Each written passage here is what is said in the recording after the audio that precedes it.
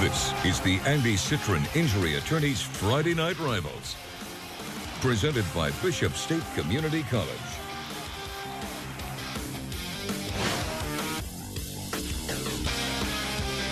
Delaney Stadium tonight, where we're at for week number 8 of the high school football season here on UTV 44, and we're right back in the most competitive region in our viewing area, 6A Region 1, for a matchup tonight. The St. Paul Saints at home playing host to the Saraland Spartans, a team we have not seen yet this year, and they are unbeaten, and we're excited to get a view of them here tonight on the campus of St. Paul's. Good evening. As always, I'm Jim Cox. My partners Dan Brennan and Vic Lockett. And Dan, we talked about this, talked about it with Coach Mass, talked about it with Coach Kelly. You know, the St. Paul's team, they're really, trying to find themselves offensively a little bit. And then you have the Saraland team coming in 7-0, great on offense, great on defense. We're going to learn a lot about both teams tonight. Yeah, we are, and especially, I think, Saraland, because we can see that they're 7-0 because we can just simply read the schedule. That's all well and good, but who have they played, right? And so still to come, Blunt, Spanish Fort, and I think really that the road gets rougher beginning tonight against St. Paul's. Yeah, their last 3 games combined opponents' records 13-5, so it's going to be a battle for them to see if they can keep that perfect record going. But Jeff Kelly likes his team. He's got some talent. I know there's one guy that we're really looking forward to see who's made a switch from being on the defensive side of the football to now carrying the ball for the Spartans. Yeah, and since visiting with Jeff Kelly earlier this week, there's about 12 guys I want to see because he's high on this team. But I can tell you, Rayshon McAlpine, this is a young guy. Last year played a lot of linebacker, but really spent most of the year kind of injured. So this year they thought, well, let's give it to him and see what happens. Well, here's what's happened. He's got 1,254 yards, 13 TDs in about a half a season.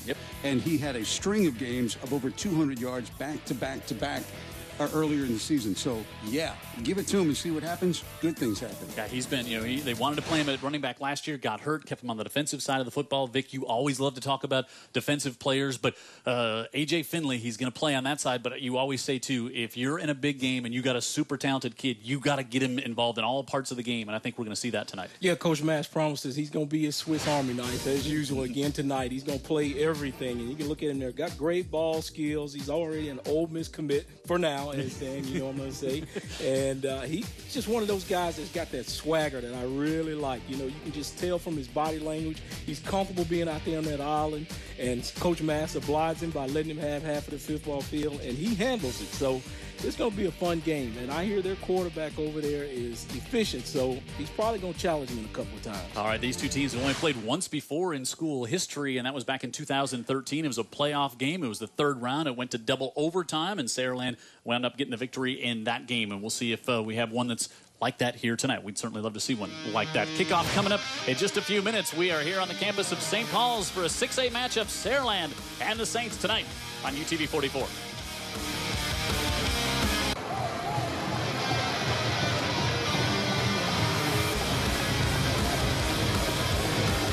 St. Paul's and Saraland tonight here on UTV 44. Andy Citron Injury Attorneys Friday Night Rivals. And we are about ready to get this one started. Let's go down to the sideline and welcome in the 4th member of our broadcast crew, Tara Reeves. Good evening, Tara.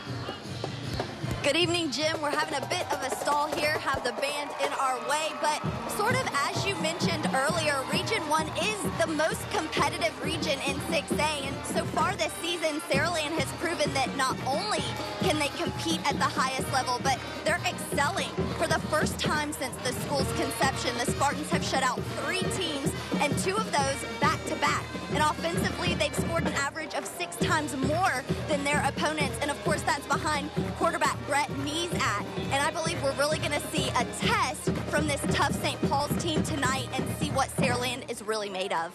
Yeah, I think that's, as we talked about, the biggest test, no doubt, so far for this Saraland team will be St. Paul's. But, St. Paul's, Steve Mass talked about it in our pregame show. They've been playing great defense. They move the ball, but they're just moving it between the 35s. They're just not able to punch it in for points. And he said, it isn't new. He said, we've been struggling with this since August. It's been something that they're going to have to correct. Yeah, I think, there's a few things involved here, including the fact that they've had maybe they're one of the best linemen actually has been hurt and not suiting up or not playing a whole lot. We'll get into that. Also, the quarterback's been injured too, and Jay Green, so he's been hobbled. So you got a guy at quarterback that hasn't been able to introduce the run element to his game. And that offensive line just got a block better for Ingram because Ingram is an explosive guy, but he's got to have some lanes. And against the better team. St. Paul's has not been able to move it. Jackson Fowler with the kick and sends Cordell Flott back into the end zone, and we will see this Saraland offense that Tara just talked about, averaging almost 40 points a game under that man, Jeff Kelly. Only 2 coaches ever at Saraland. He took over after the first year, and he's done a great job there. Jeff, of course, also had great success at Satsuma and Jackson, and he's off to a great school history start here, 7-0. Had a great visit to the school this past week, Jim, and I'll talk more about that as the broadcast goes on. Brett Nees at 6'5", 210-pound junior, and they've got some weapons. And you start with the handoff to Rayshawn McAlpine, who Dan talked about. 13 touchdowns on the year, over 1,250 yards, 4 straight 200-yard games. Beasley, Drayton, Hudson, Dunham, and Carl up front for the Spartans. And then they've got Taylor and also Thomas on the outside, curving the tight end. Copeland, the fullback. He'll do a lot of blocking. They'll bring in Rayshawn McAlpine, Kerry White, and Jalen Pugh. 3 different type of runners they like to get the ball to. And this is Cordell Flott. And Flott turning the corner. And the LSU commit across the 35 out to about the 37-yard line. And Saints defense, Daniel Foster Allen. Big Lockett says he needs to have a big game tonight. Made the first tackle. Manigo, Crum up front. Probably see a little more 4-man front tonight out of this Saints team. Sankey, Hensley, Chavers, and Bellamy, and then A.J. Finley. And Matthew Hunt replaces Reggie Bracey in the secondary. Yates Grant and Julian Little at the other corner. First down here for the Saraland Spartans. McAlpine, and again, pressure coming in. That's William Coleman, the sophomore. And Steve Mass said we might bring some extra D linemen in, go a little more 4-man front here. We're seeing that early, Vic. Absolutely. They've got to do it because, you know, this team likes to run the ball. They pass efficiently. So, like you were saying, you know, I think the guys with Foster Allen and Coleman up front and Manigo, yep, got to have a big game. They got to affect the pass with the rush, and then they've got to stop the rushing running the ball. Loss of 2 and go right back to McAlpine. He's going to be hit for another loss. Great penetration coming over in there. Harris Sankey, the leading tackler on the year for this St. Paul's Saints 5', 1,170-pound junior. He comes in and makes the stop. But I don't think, you know, Saraland puts up a lot of points, but it's not like they just sling it all over the field. You know, they really do like, they've got those 3 different running backs. They like to pound the ball on the ground. You get the idea St. Paul's is aware of that because they've got 11 guys. Their safety Grian was as far back as anybody. He moves a little bit further back than single safety right now, but they've been tight. 3rd and 13. Nezat scrambling. Gets back up to the 40. As we dropped right there. Good coverage downfield by the Saints. Is nowhere to go. Trayvon Bellamy, the junior, comes up with a stop. And the Saints defense flexes their muscles on the first drive for the Saraland Spartans after 1 first down. Yeah, that time Daniel Foster Allen kind of flushes him out right there. Thought he was going to make that sack, but as I said, he's got to affect this team, rushing the passer and stopping the rush in the run game. And he can do it from that left defensive tackle position. Cole Roberts on to punt. A.J. Finley back on the return for the Saints. And Finley will take it at the 13. Finley with speed up the right side and about to the 25-yard line. Be quite the chess match between Jeff Kelly and this guy here tonight. Yeah, you know, but they've got some chess pieces, and we already saw Flott get the ball. There's, of course, Steve Mask, and you see what he's done. Flott got the ball offensively for Saraland. He is their outstanding defensive back by trade, is what they're saying, committed to LSU. And the Ole Miss commit, Finley, we'll see him on offense a good bit, too, because they need to get going offensively, talking about St. Paul's. Steve Mask having such a great run here at St. Paul's. Jordan Ingram out to the 32-yard line, right up the middle. Good start. Jaden Roberson, senior free safety, comes in to make the stop. Maples, Reiner, Hunt, Schultz, and Taylor.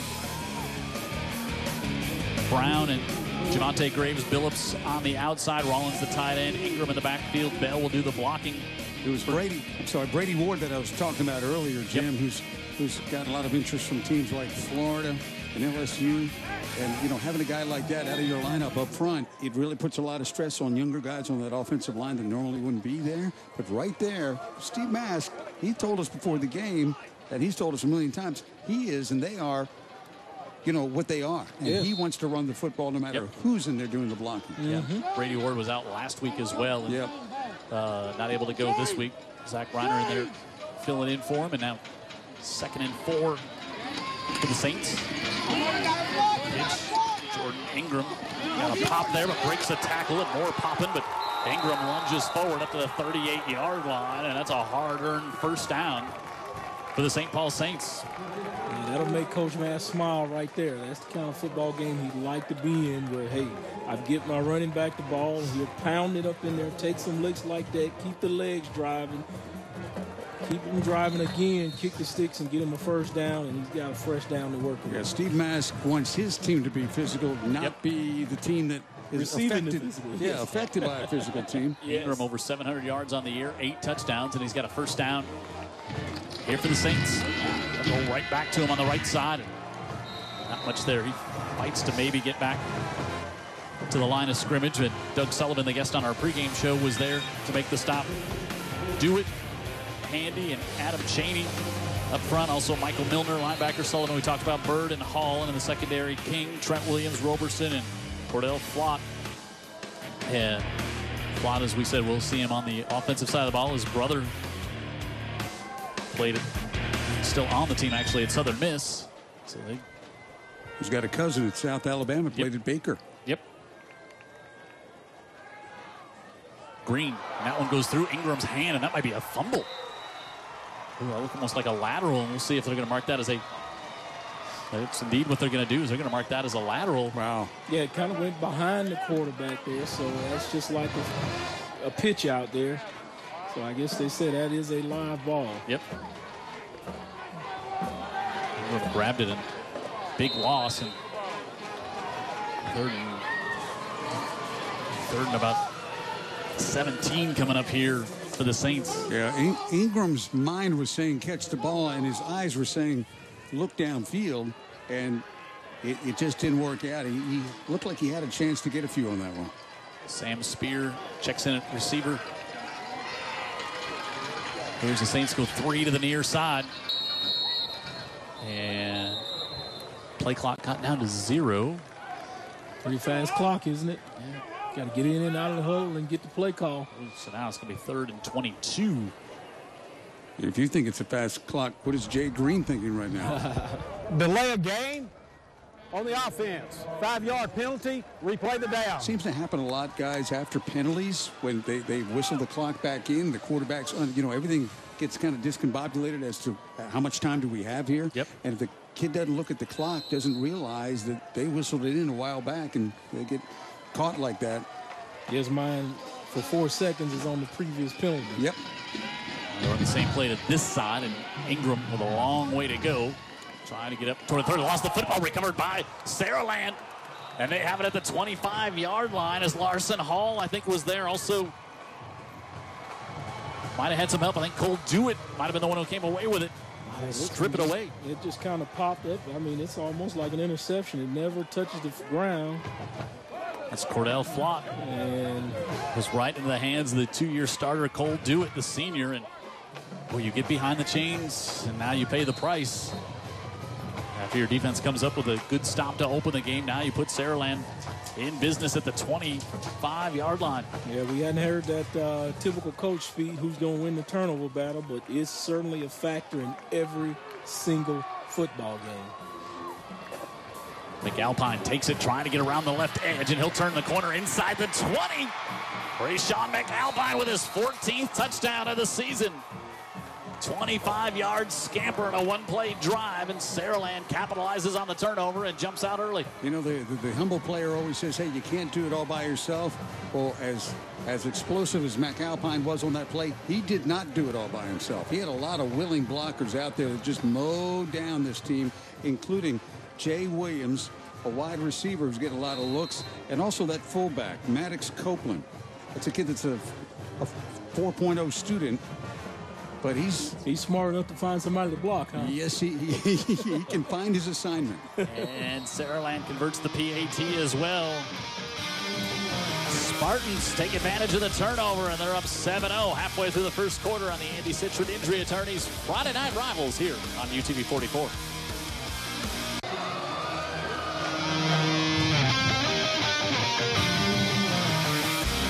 Jim Cox, Stan Brennan, Vic Lockett, Tara Reeves on the sideline. And David Sharp, our statistician, with us here this week. Jared Kihas in the truck, and Saraland on top 7-0. Cole Robiche ready to kick off here for the Spartans.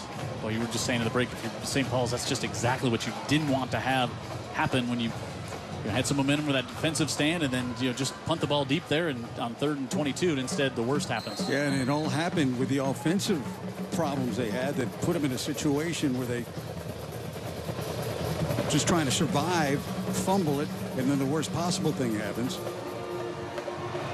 High kick.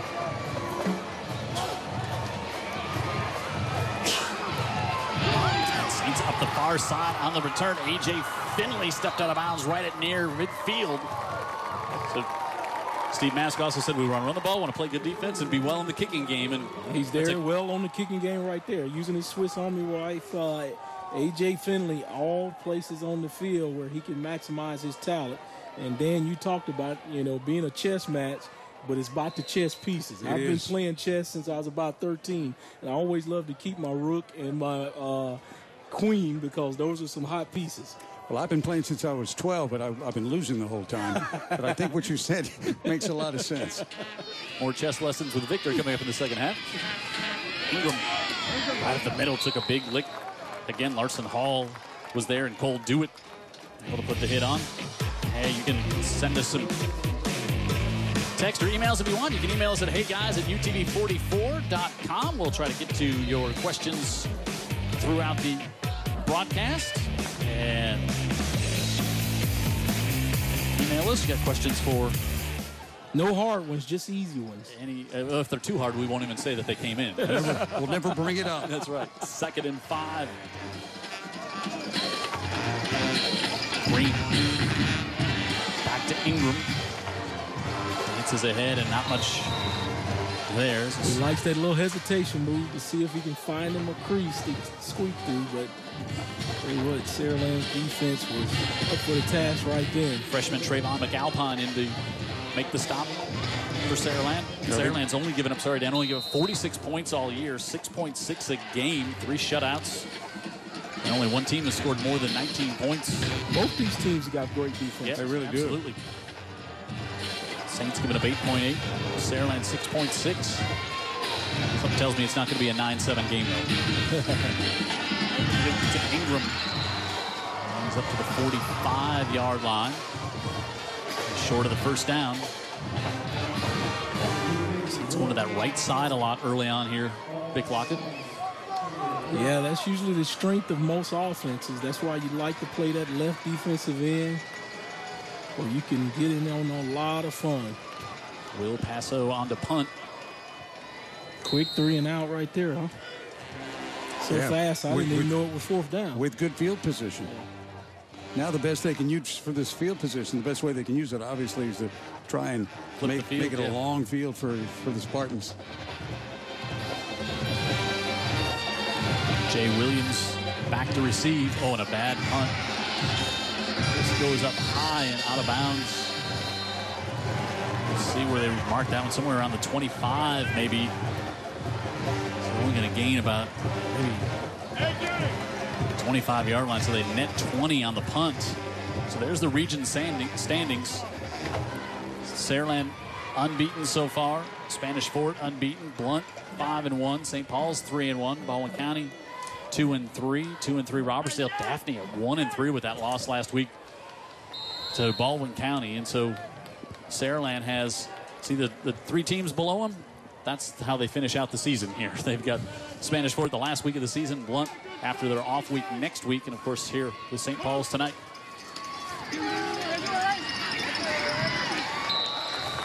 Now across the 30-yard line, they keep it to McAlpine, and now they'll sub him out. As I said, they'll bring in Kerry White. He's got over 300 yards so far this year, and also Jalen Pugh in each of the back. The back's kind of a different style. Yeah, White is actually bigger by about 20 pounds than McAlpine. And it's his first touch here tonight. And out to the 36-yard line before he's wrestled down. Yates Graham comes in to make the stop. Yeah, Green might want to go low next time. Watch this. Oof, I mean, he got the tackle, but that was a little rodeo style. A little push late. He didn't get in trouble for it, but you want to watch that. Yeah, I saw that. First down for the Spartans, and McAlpine comes back in behind Nizat. McAlpine, again, they're looking for the corner, and he gets there and out around the 45-yard line where he's pushed out of bounds. I think Finley ushered him out. Yeah. Alpine came into tonight's game averaging 16 yards a carry. And as Dan said, really almost like half the season hasn't played in a lot of the games because a lot of blowouts. Yeah. And he's been sharing duties with other running backs. And he's had a few runs, but then the big one he popped, which was 25 yards. Doesn't hurt the average. Right. Not a chess player, but I can tell you that. Pretty good. Picked up 8 on that one. One day me and no Dan need to break out the chessboard. Yeah. He's out, gives it off. And into Saints territory goes McAlpine. That's going to be good for another Saraland first down. This is an unapologetic power game. They send people in a direction like their H-back, their fullback, and they say, we're coming right behind them. Just so you know, there's a lot of this offense is not trickery, but just helmet on helmet. Yep, right now we're just going to have some collisions, and we're going to see who comes out of the explosion.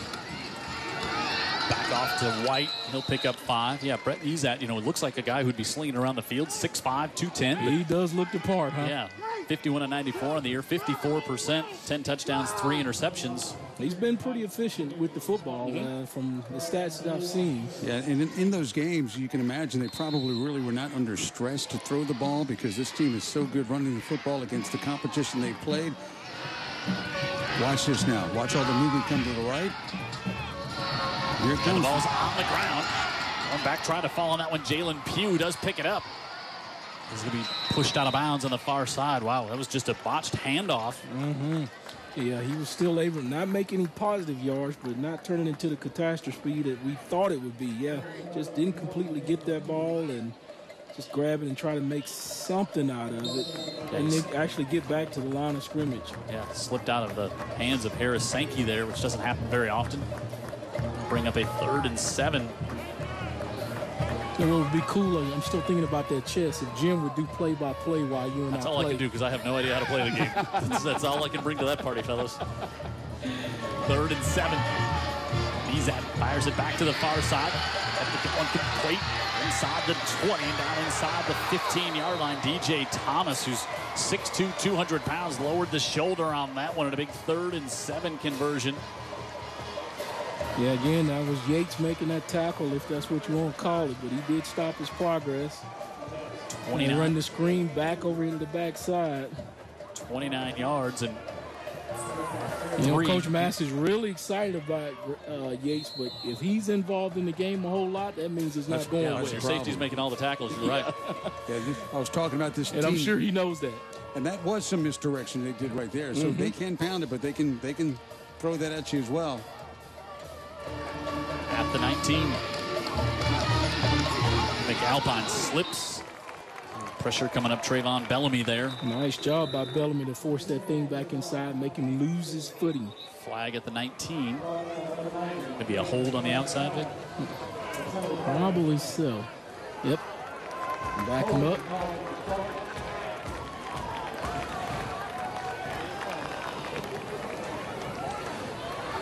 So that'll put him back off schedule.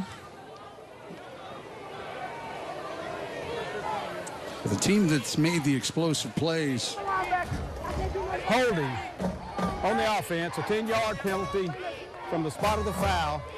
A replay first down. Yeah, the team that offensively looks like they can recover from getting off schedule has been Saraland tonight. They made some big plays. Whereas for St. Paul's, those sort of plays have crippled them and forced them into punts and turnovers. Yeah, turnovers, which is terrible. You know, you're okay with a punt, but a turnover you definitely don't want. Maybe now we'll see Brett air it out again. Got trips up to the top of the screen. Good play action now, looking down the middle. Throws that one into coverage, and is he able to hold on? Yes, coming up with the pick. Yates Grand. Yep. Threw that one into double coverage, and now each team has a turnover, and third interception of the year for Grand. Now, that's the way Coach Mass would like to see this safety get involved in the passing game. He just actually made the wrong choice. He had another man coming across that he could have hit, just made the wrong choice by the junior quarterback. Yeah, and he had the wide receiver, had the linebacker in coverage. He had Sankey, what you want, but then you had Grand coming back and able to kind of center field that one the whole way. You know, Steve Mask says, thank you very much for that play. I thought they were going to just turn and hand it off, to be honest with you. Yep. Remember, Coach Kelly played quarterback. Rolling out, Green fires, and that one intercepted, deflected, and picked off inside the 10, and the ball is fumbled into the end zone. Saraland touchdown. One of the Saraland guys hustling downfield. I think, no, it's Cole Dewitt. I think he was the one that intercepted it, fumbled it, couldn't see on the very far side, and then so he would be able to recover it in the end zone because he was the one who fumbled it. Let's watch here. No, I think it was a different guy got in the end zone with it. Oh, yeah. It's a different guy. Number 9 got in the end zone hustling, and he makes the touchdown for him. Trent Williams with the interception and then the fumble, and wow, how about that twist? One play after the interception. Net, Saraland's down 13-0. Yep. I mean, St. Paul, excuse me. Robiche trying to make it a 14-0.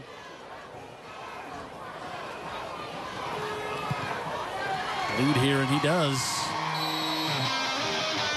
So 2 interceptions in 2 plays, and 1 results in a touchdown. Good hustle by Cole Dewitt. That's why you keep playing through the whistle. Chase the ball.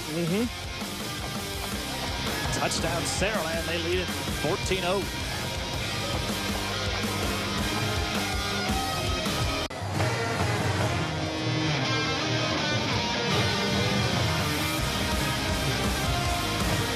Saraland takes advantage of the turnover, the pick 6.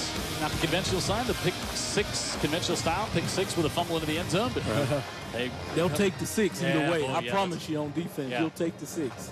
Boy, that's twice that St. Paul's had a little momentum, turn their way, and then quickly goes back the other direction. Yeah. Yeah, that's just Steve Mask is saying, can we just have a normal football game so we have a normal chance? 2 turnovers in the first quarter. Can I find a phone booth to get back in? Let's play that game this way. Robiche with a high returnable kick. A.J. Finley and Jordan Ingram there, and Ingram at the 10. Ingram, the right side. It's taken down right by Trent Williams, who just had the interception. And a little special teams. I guess he's one of those kids for Coach Kelly that just hustles. Game's going on tonight. McGill and Theodore, big one in 7A tonight. Fairhope and Foley, Murphy and Davidson, Bryant and Baker, Spanish Fort and Baldwin County. Big win last night for Blount. Here in 6A Region 1, LaFleur and Wilcox Central tonight. UMS, longest winning streak in the state, taking on Monroe County. Thomasville and T.R. Miller. And see some other games there on the schedule. McIntosh and St. Michael going on here tonight. This is Javante Graves Billups, and he gets tracked down from behind there. Michael Milner did a good job there. Yep, and Milner kept the play inside and makes the tackle. Absolutely fantastic by that 5'10", 190 senior. Returning starter on this defense for Saraland.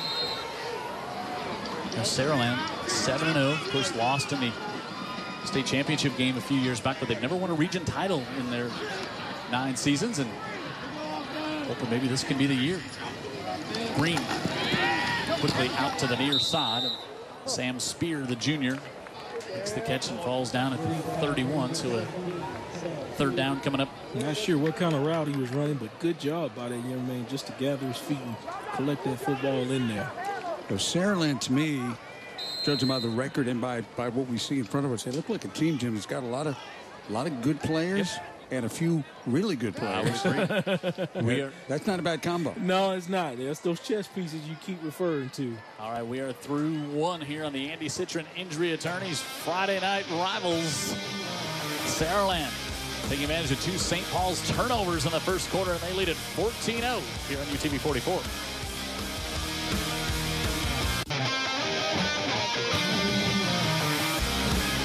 Ready to start the second quarter. Jim Cox, Dan Brennan, and Vic Lockett up in the booth.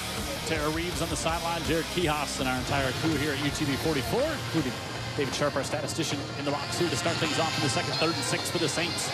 Green rolls out, and that one behind his intended receiver as he was trying to work that one out to the near side and get it to the fullback, Raymond Bell. And St. Paul's will be forced to punt.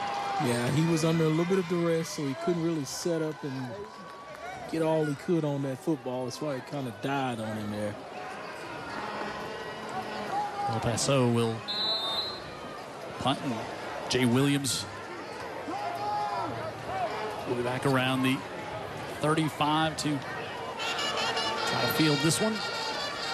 Boy, and after St. Paul's, you're thinking, all right, we gotta make a stop here.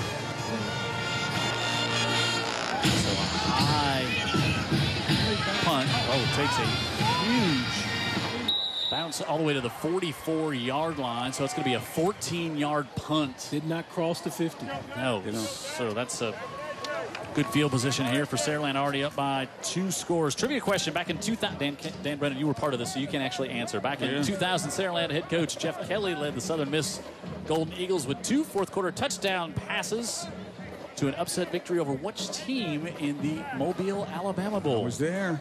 You were there, and things were hot. Yeah. We got a little post-game. A little testy afterwards. More than I wanted. Did the other team wear purple? I can't say. No hints for me. That's a good guess. That's probably working the pavilion then.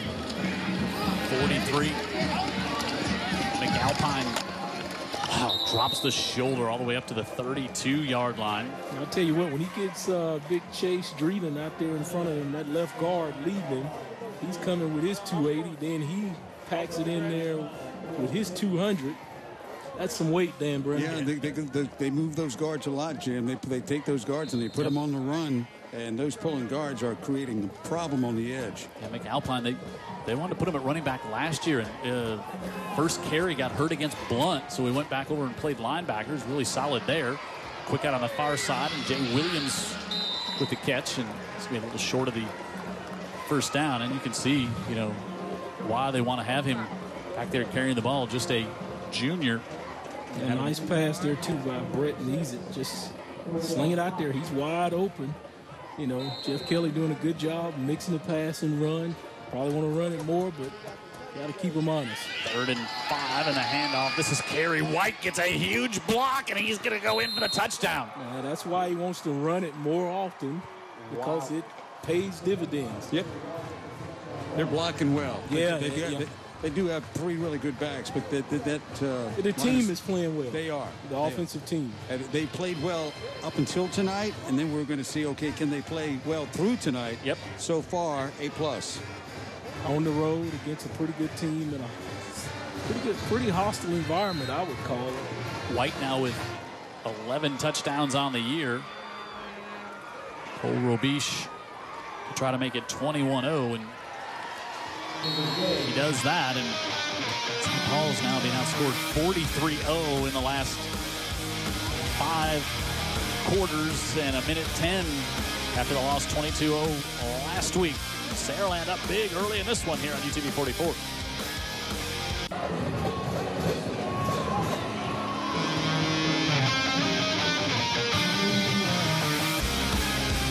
Saraland taking advantage of 2 turnovers and a short punt. And they lead 21-0 here in physical fashion. Yep. And if you're trying to figure out what's gone right for St. Paul's tonight, that's a short list.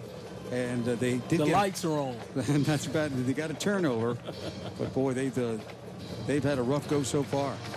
Plenty of time to get back in the football game. Robiche booms That's one of the kids that can do it right there. Yep. Yeah, I wouldn't be surprised, Jim, if we don't see more of Finley on offense.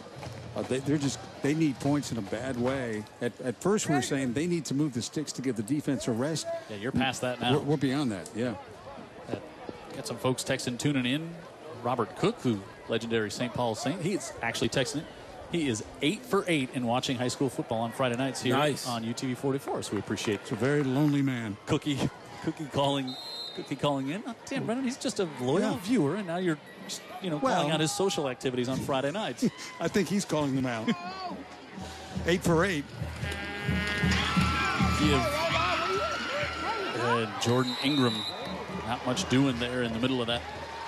Saraland defense. Any running team wants to establish, running it off tackle, off guard. There's Sullivan again. That was our pregame guest, and we were exclaiming, who wouldn't want to coach this guy when we were talking to him before the game, because such a team guy. Talked about the physicality of defense.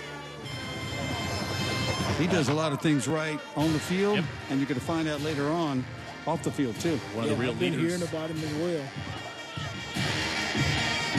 Green gives it off. That is tough up the middle there. Not much for Ingram. And another 3rd and 7 coming up. Jordan Ingram. Good looking 6'2", 186 junior running back. Yeah. He's explosive, and if he gets a crease, you'll see that. He just hasn't had a chance to get the first 3 or 4 yards. Yeah. He's a patient runner, too. He's patient. And they'll empty the backfield. Jay Green. Got a break. That'll help him by and put him in 3rd and very short. Boy, 3rd and 7 to 3rd and 2. Dead ball foul. Encroachment on the defense. 5-yard penalty. Replay 3rd down. They were going to throw it, and I'm not sure that you change the play here the way they've had trouble. Maybe a quick throw just to get the first down. You need a first down if you're St. Paul's. And I'm not sure that no matter how much you want to hang your hat on the fact that you're a running football team, there hasn't been evidence of that tonight against this Saraland defense. Yeah, Saraland's been winning the line of scrimmage, no doubt about it. Peyton Henderson goes in motion. They go to Ingram, and Ingram, the hole just closed up so quickly there. Wow, I thought he was going to have a play, but you're right, Jim. They just slammed the door shut as soon as he took his step forward. Sean Bird, the junior linebacker. He got the handoff, and then Sean was like, hello. Oh, man. And he's not there to sell any baked cookies either. He's here to take the cookies. Yeah, he took them. Well, St. Paul's has a good offensive line too. They got a good, a little banged up front. Yeah, a good offensive line, minus their best player, Brady Ward. Yeah. So Paso needs to get a boomer off here. Much better kick. Williams at the 40 dropped it. He fell right on it. That is what Saraland has turned the ball over some this year. That's been against Daphne they had trouble with turnovers and penalties, called some touchdowns back. But let's see what happens. There's Saraland's offense comes back out. Our Andy Citron injury attorneys. Friday Night Rivals brought to you by that guy right there. Andy wins. Call Andy 251-888-8888.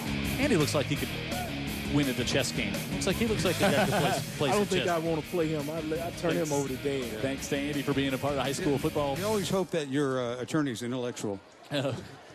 Give on the near side, and this is White, and he is into St. Paul's territory. I'm sorry, that's McAlpine, and he's into St. Paul's territory. And that's going to be another first down. Yeah, he's just taking folks for a ride here. It's like a bull running through a crowd. But he's getting the first few steps where he can attack the line of scrimmage, where Ingram's not getting that opportunity at all. Yeah, and he's getting some speed.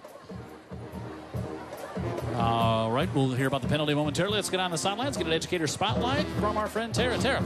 I'm with Cameron McElmore and Katie Head, actually a close friend. Her dad worked with my dad at Terminex, and then her grandfather, Woody, of course, a famous girls basketball coach at Faith. Going to start with Cameron. I understand at Saraland you guys are offering dual enrollment. Can you tell us about that? Yes, ma'am. It allows all kids, 9th through 12th grade, to be taking college classes in health science, career tech, and just their core classes to get college hours. And then Katie, I understand Saraland having a rock concert. Sounds like a lot of fun, and there's going to be a band there that I listened to when I was in Southern Miss. Yeah, we have the Velcro Pygmies coming to Saraland for a competition that they've been doing throughout U.S. It's actually a fundraiser for our FBLA, which is Family Business Leaders of America, and it's actually the first time that they have been in South Alabama, so it should be pretty fun.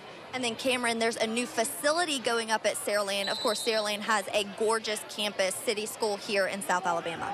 Yes, ma'am. There's going to be 3 turf fields, a band field, and an indoor facility for all athletes to have use when rain or shine. So that will be a big plus for the athletics. And both of these girls a part of helping the spirit with the student section, and now with technology and social media, everyone has a hashtag. Can you tell us, Katie, about Saraland's hashtag and about the school spirit at Saraland? Our school hashtag and really just our community hashtag is hashtag Unite the Land. We really we want to make sure that everybody comes together and that we're just all one big happy family. So, thank you so much, Katie, Cameron. Jim, back up to you. All right, thanks. Educator Spotlight brought to you by Coastal Alabama Community College, and they're proud that that's the first time in broadcast television history that the Velcro Pygmies and Terminex have been mentioned in the same report. Probably won't ever happen again. Yeah. I think I'll slide them in together later on. I know what one of them is. I have seen and the it's not the band. You would love them, Vic Lockett. They're really? Spectacular. Oh, okay. Lots of fun. First and 10 now at the 49. Right there. There we go. Spartans and I have seen those things they call mosh pits. I look like that's fun. Is that you do that at their concert? If they're your size, they're fun, Vic Lockett. If you're built like Brennan and I, it's not nearly as fun. You get moshed. 2nd and 9. More folks chiming in. Chris Haley watching the game in Orange Beach tonight. Mr. Haley saying that this is his first time watching tonight, so his social activities obviously more than Robert Cook's. Not under scrutiny at this point. 2nd and 9. Pump fake. He's going over the top again, and that one just over the outstretched arms of DJ Thomas. Yeah, faked it one way and came back to the other side. Didn't fool the safety at all. Did a good job. That St. Paul safety staying play side. There's a little movie he learned. Yeah, Gray, and little movie learned from his quarterback coach there, Coach Kelly, who says, dip the shoulder. Freeze the safety. See what happens. Yeah, I didn't fool that guy. Yates Grayson, he was in good position. So 3rd and 9 coming up. Now for the Spartans. Flag, get it out to White. Ooh, White makes a nice move and cuts it back, and now he's going to try to reverse field all the way. Got a block from his quarterback. And White gets back to the original line of scrimmage and maybe gets one on the play. But how about Brett Neesat throwing a little block there? Well, Neesat at 6'5", 210 just had to stand there like a light post. Yeah, he's not a little guy either, is he? Yeah, he really didn't have to deliver a crushing blow, but it almost turned into that just from his size alone. And it did free White for extra yards. You got 3 backs that'll give you a lot of headaches. Yeah. Let's see what the... Yeah, with those gallopers, I would not pass it at all, I don't think, unless we just had to. So I'm with you, especially a 21-0 lead, right? Mm-hmm. We have illegal formation on the offense. St. Paul's declines the penalty. It'll be 4th down. So the punt team will come out here. Vic Lockett, you ready for a hey, guys? Oh, boy. Tom Sawyer. Real name? Modern day warrior. Who was the hardest running back you ever tackled, Vic Lockett? You can go back to park ball. You can go. Yeah, I am going to go back to high school. There was a guy who used to play ball with me on my team, practicing against a guy named Mark Hickenbottom. He had some tree trunk for thighs, and he was about 5'8", just getting down under him was tough. Wow. So he was a pretty hard guy to hit. And also comes to mind the deceased Kevin Turner, who used to play with me at the University of Alabama. He was very hard to bring down. He was in practice. Good career with the Philadelphia Eagles. Am I right? Patriots. Okay. Flag back here on 4th and 9. Looks like maybe Saints maybe had 12 on the field. Oh, wow. But it was 4th and 9, so not going to be a first down. But yeah, punter's still out there. We have a dead ball foul, substitution infraction against the defense. 5-yard penalty, still 4th down. Well, if you're St. Paul's, you don't even want to tempt Saraland. You don't even want to give them the idea. Jeff Kelly, like tapping his foot like Sonic the Hedgehog over there, thinking maybe. But now you get a 21-point lead. Defense playing great. Yeah. You're on the road, play smart. Yep. You got this game in hand. There's other games to come. I know they may be thinking about that, even though it's the first half. Oh, they fake. And they're going to get the first down as they go to White, and he's still on his feet, hurdles all the way down inside the 20. And I don't know if you do that on 4th and 9, but on 4th and 5, feel confident you can get that from White, and indeed they do. Yeah, look at him come over here. I mean, it was nobody there. They didn't play safe defense.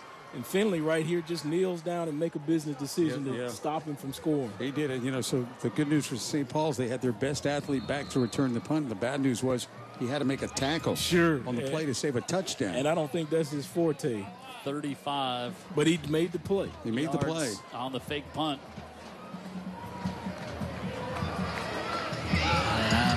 They shift the wing back and the tight end. Over to McAlpine, and he'll push the pile to about the 5. Will bring up 2nd and goal from the 5. All that shifting was just smoke in the mirror, and they still went the opposite direction to the strength of the offensive line. That's why when you're playing defense, even though these offenses are doing all these shifts and doing all this window dressing, you got to stay sound and read your keys, Dan. Read the keys only. That's it. Don't let your eyes tell you to go somewhere your body's not supposed to go. Yeah, don't turn your eyes looking at the wreck when you're driving. And the more tired the player gets, the less likely he is to get lazy. Yeah, get a little lazy. Now they go Wildcat, and that one goes straight through the hands of McAlpine all the way back to the 20. Smartly falls on that one. As Finley was smelling the end zone, he was back there ready to scoop and score. First time we just straight through his hands there to the side of his helmet. Like McAlpine wasn't quite expecting it to come that quickly to him because it wasn't like it was over his head. No, I agree. He's probably out of, he doesn't do that all the time, so it's not easy for him to make the adjustment. So, anyway, he did a good job of falling on that. 3rd and 19. 3rd and goal from the 19, excuse me. Blow it dead, some kind of pre-snap infraction. Saraland, after having it at the 5, kind of. They just backpedaled. We have a dead ball foul. We have encroachment on the defense. Oh, wow. 5-yard penalty. Replay the down. That will help them just a bit. Yeah, that was not good. Nearly where they started out, but they'll take it. There's Jeff Kelly. At the very least, they're saying they can get 3 out of this drive. Mm-hmm. Boy, talk about a guy who likes where he's at. Like he likes being in Saraland. He likes. Yeah, it was. Well, his family's up there, and his father's up there. Kelly's pest control. I mean, and he's back home. Yeah, and then he's compensated well, I'm sure. It's a city-owned. It's a city school system, so they really don't have anybody that they've got to answer to except themselves. Only game in town. Yep. Nizak over the middle, fires, able to get it complete. He's able to get it to Timothy Kervin, the tight end, his 2nd catch of the year. This one for a touchdown. Nice play design there by Coach Kelly. He's a former quarterback. He likes to do that. Play action a little bit, suck them in there, and then catch that tight end right behind the linebackers. 3rd and done that, fake that jet sweep. Linebacker pops up a little bit for one step, leaves him wide open. Yep, St. Paul's viewing that tight end as a blocker, and suddenly he was a receiver. Sure. They weren't ready. 3rd and goal from the 14, and they cash in. Wow. And this one is getting out of hand. 4 minutes to go in the 2nd. Saraland unbeaten and looking impressive here tonight at St. Paul's.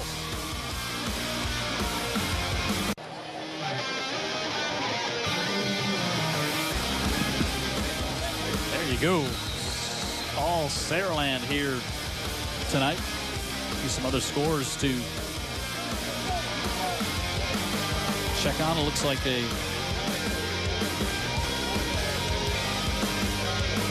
good one out in Theodore tonight. 6-0, Theodore leading McGill in the second quarter. That's a big 7A matchup. 12 plays, 60 yards. The touchdown pass to Timothy Curvin. Curvin will remember that for a while. Yeah, big fake punt, a big part of that drive. Viger leads Faith 21-0. Spanish Fort leading Baldwin County 10-0 in the second period. Daphne a 7-6 lead over Robertsdale in the second.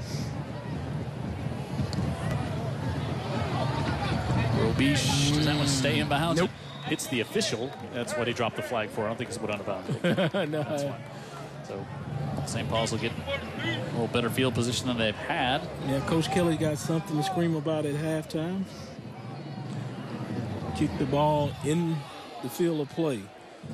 So we got Scotty Curry and Annie Cooper all watching the game over in Point Clear tonight. We welcome them to the crew. Probably watching out on the wharf, I would guess. Andy Citron Injury Attorneys, Friday Night Rivals, brought to you by Bishop State. A great place to start, and longtime partners of ours here on Friday nights on UTV 44. St. Paul's comes out in trips. Let's see if they start to try to air it out to get back in this game. Right back to They're going to stick to the script Ingram. right now. Slips a tackle and then gets a big lick. It's Sean Bird in there to put the hit on for the Spartans. I wouldn't say it's panic time, but you do need some points desperately, and that goes without saying. I would say it's panic time. 28 Got a whole half. at home, yeah. And you're at home. Well, it's just from what we've seen so far. They've just had so much trouble, not just in this game, but in the games we've seen them earlier this year. That the offense looks is like it's carrying over, huh? Yeah, it's just offense has not been the strength of the team. So And this defense doesn't appear to be the strength either right tonight at the moment. Green looking to throw, fires over the middle. He's able to get back. Sliding reception to his tight end, Landon Rollins. Nice job there. First down for the Saints. Must be a little slick out there. You know, with the weather change, it could be a little dew out there. Yeah. It's not the playing surface, that's for sure, because this field is spectacular. No This doubt. facility, this campus is. So inside 40 minutes. First and 10, Jay Green was the guest on our pregame show. A fun, lively pregame show, Dan Brennan, this week. oh, no question about that. Ingram has a hole on the left side, and Jordan Ingram has another Saints first down and more to the 30. That was a really successfully blocked play. That's the first time tonight we've seen St. Paul's execute as well right here. He's got some folks on skates, and then he'll hit that hole if you give it to him. 16-yard pickup. Another Saints first down. Nice run by the big running back. First time we've seen him be able to explode through the hole and really get downfield. Yeah, that's the explosion we spoke about when we talk about this guy, but he's got to have some lanes to show it. Ran that little stretch play, and it was there.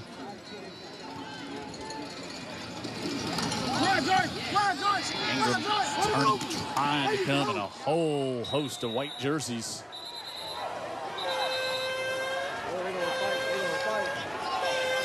Yeah, this time Saraland says, hey, you get me once, but you won't get me twice. We're going to reestablish this line of scrimmage. Chancellor Handy, one of the ones leading the charge, the nose charging all the way down the line, coming over to the near side of the field. Look at that. See that Saraland, 9 first downs and 28 points, and St. Paul's just 3 here in the first half. Gain of 1 for Ingram.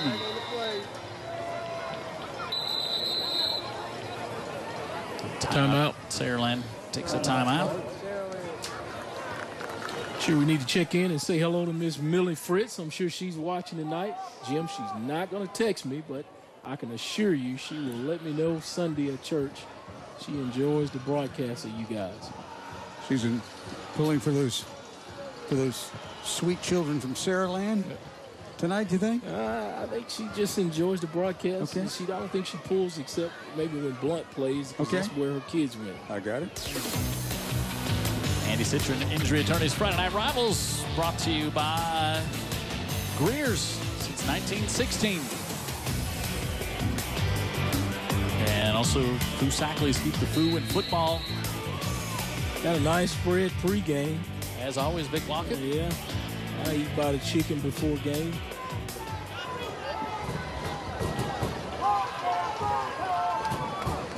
And I want another one afterwards, Dan.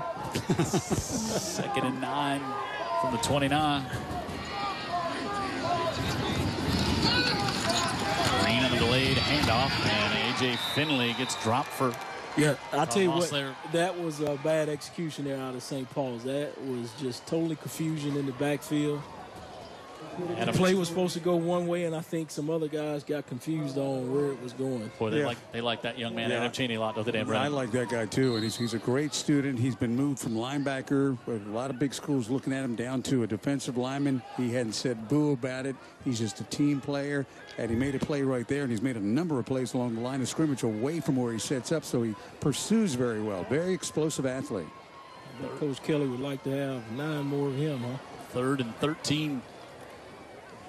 Green looking, now scrambling, rolling out to the right, still trying to look downfield and tripped up. Great hustle. Same guy. From the backside, Adam Cheney able to pull him down for the sack. What an athlete. And Saraland's going to take a timeout, I believe. Yeah, he made him on the run right there at first, and then he just stayed with it, kept the hustle going, and got him by the ankles. Yeah. That's good defensive work there. St. Paul's actually took the timeout with 4th down coming up there. Green was running out of room. You know, anyway, and when you watch a player that coaches tell you about, and he's got great skill, he's great God-given ability, and then you watch him play hard, Vic Lockett. Oh, that's what you want. Play within a system. Yeah, absolutely.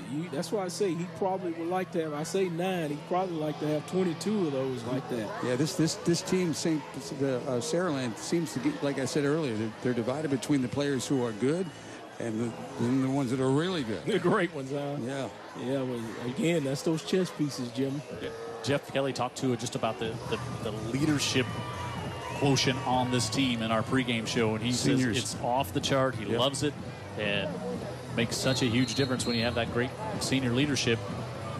So St. Paul's going to go for it here on 4th and 16 from the 36 of the Spartans. 38 seconds left. I assume they try to sling it downfield, and it could be like a punt. Got to give him time to get that throw off. Spartans just 3 up on the line. Green looking down for the far side, hangs that one up, but he picked off all the way back to the 5. And just like you said, Vic Lockett, doesn't really matter as Jaden Roberson comes up with the INT, but it's better than. There's the punt we were talking about. Yep. It's trying to make a play. 3rd turnover of the first half. Yeah, you know, in that situation, they faked it to the back. Nobody in the stadium think they were going to run it. Yeah. I probably would have just told them, hey, just get back there, look for the receivers, go through your progressions, and try to hit the long one to the open guy, the one with the least coverage on him at least.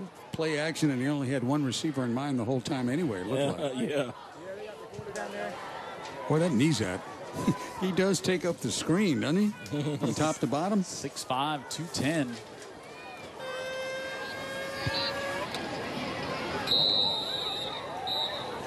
Keep on the far side, White. Did they get him down? Or he just run out of field of play? Yeah, I think they said they stopped and they let the clock keep running. Saraland won't have to take another snap here in the first half. An impressive first half by the Spartans. 28-0. And it's looked like 28-0 Saraland. It's not a fluky score as to how the game's been played. Question was asked before the game, how good is Saraland? And I think everybody at home that watched the first half can come to the conclusion that they're really good. Yeah, they're really playing up to their potential. They're winning the line of scrimmage and just taking it to St. Paul's here on St. Paul's field, which they're not used to having done. No. Stingy defense and a big offense, and they've looked the part. Let's go down to Tara. She's got Coach Kelly.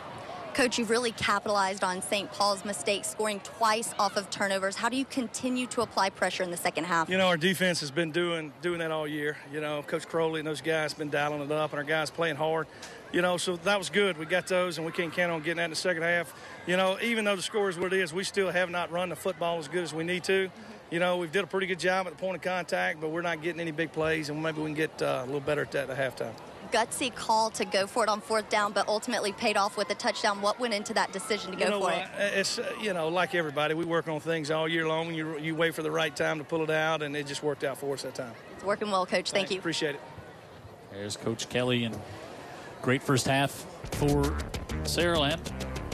Mike Franklin, running back from Spanish Fort Toros, our player of the game last week, and kind of his best performance, and you kind of see him kind of rounding into shape as he didn't play much in the early part of the season for the Toros. Yeah, it's another downhill runner that we featured on the game of the week, and like some of the guys we're seeing tonight, right? And also that outstanding Spanish Fort offensive line, opening up some big holes. So when you look at St. Paul's in this defense, man, they've gotten their dose of big, angry, fast backs in the last 2 weeks. Yeah, and big offensive lines as well. Yeah. We'll have 3 players to choose from tonight in our player of the game. You can go to utv44.com to vote on your player selection tonight after we get those posted. It's halftime here at St. Paul's, 28-0 Saraland on top of the home Saints. Halftime coming up.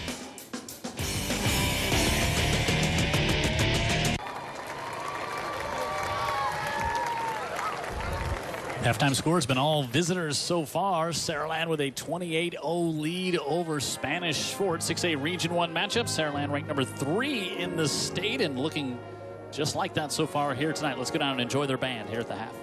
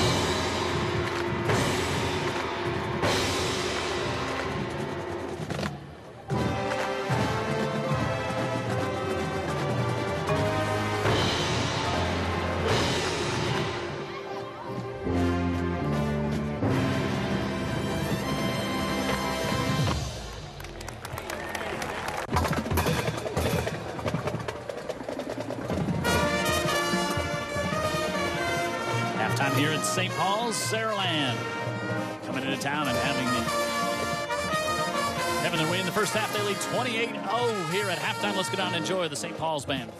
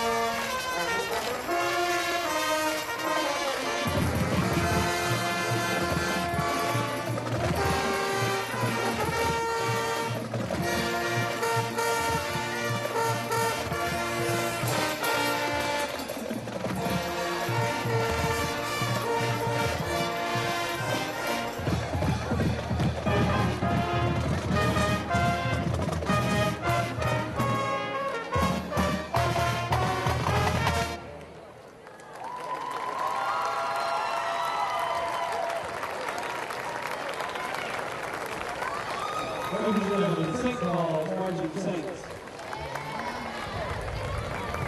6A in all of Alabama, and they have looked every bit of the press clippings coming into this one. They lead St. Paul's 28-0 at home here. And Vic Lockett, you just mentioned it. You said, you know, boy, the Saints crowd is not used to seeing their team be down 28-0 at the half, but this is one heck of a Saraland team that we're seeing roll onto our TV screen tonight. You know, you can't say enough about the accolades about Saraland, because they've just won the line of scrimmage. They won probably the turnover battle, and they just really took it to St. Paul's, and it's an uncomfortable position for them, don't you think, Dan? No doubt, and they can run a little misdirection if they choose, but basically they just pull those guards and say, here we come. Sure. Are you ready? And there's a bit of that edge, that attitude that we haven't seen from a lot of teams this year that we're seeing from Saraland. I just think they play as a team, and I think they have high expectations, and I think they play hard on every play, and you'll see some of that right here. Yeah, they jumped out to an early lead here. This was after a St. Paul's fumble at the 25, and Rayshawn McAlpine with his first touchdown of the night, 25 yards, goes untouched. Nice chess piece.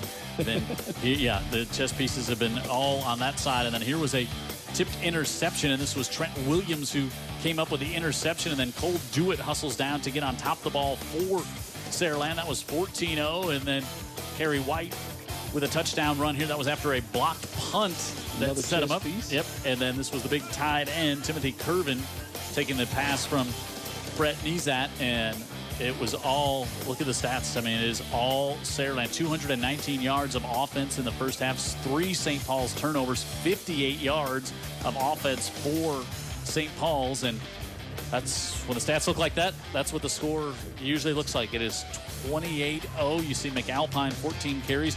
Not, 14 carries, 71 yards, not blowing it out, but he does have the long touchdown run. And White, 5 carries there. And then Ingram going to continue to tote the ball here, you would guess, for the Saints. And let's go down to the field, and Tara was able to catch up with St. Paul's head coach Steve Mass. Tara. So Coach Mass said that he believed they played hard the first couple of possessions. They had a few turnovers, and then the air was out. He said the important thing this second half is to see how they react to adverse situations and to just not give up. He's not looking to necessarily win the game, but just see how his guys respond.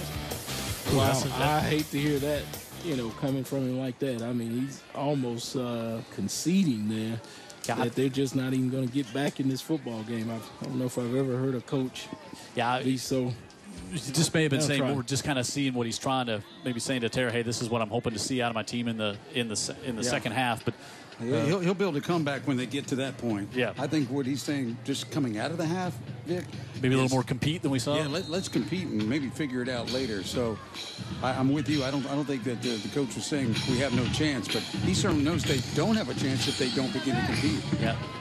Absolutely, that's part of the game. To Finley at the 5.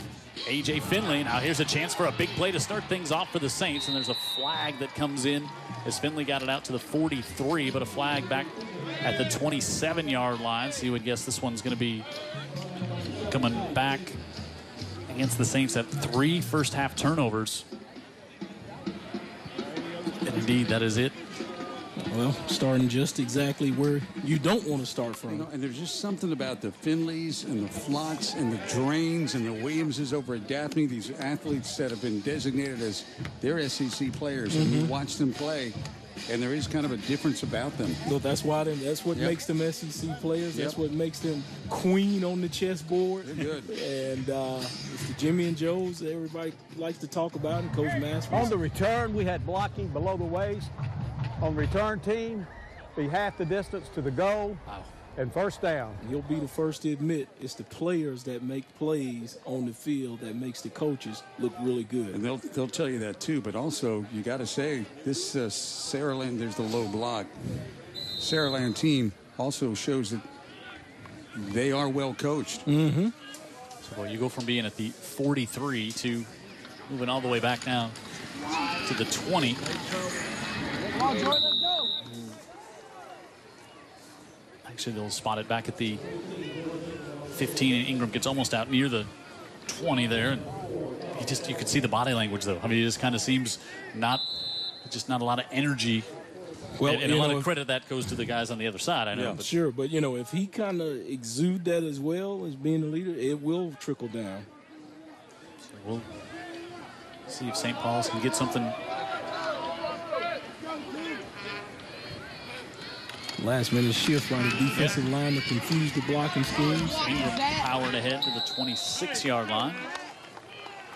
This is how the Saints wanted to start the first half. Yep. Not the second half. And they'll take it now, but they want to establish the run. They'd love to do this when it was 0-0. Right. Establish the run. Then you've got some play action with some guys that can create some space and some separation. Although against these corners, by the way, that's not easy either. Saraland's got a lot of players.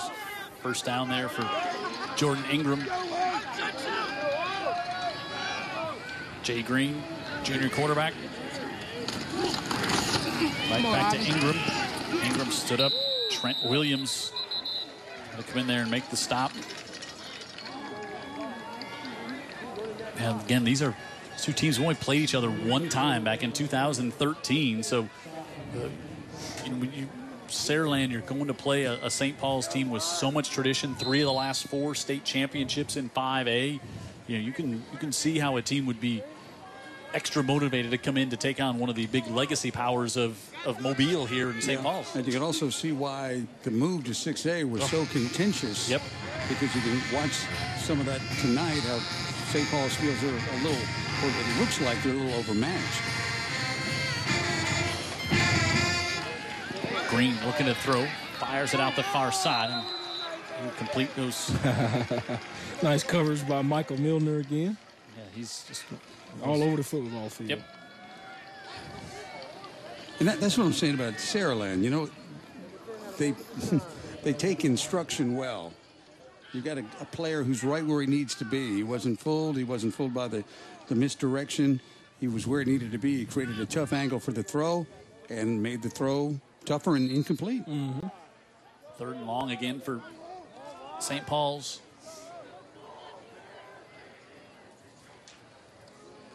Green rolls out looking for some space.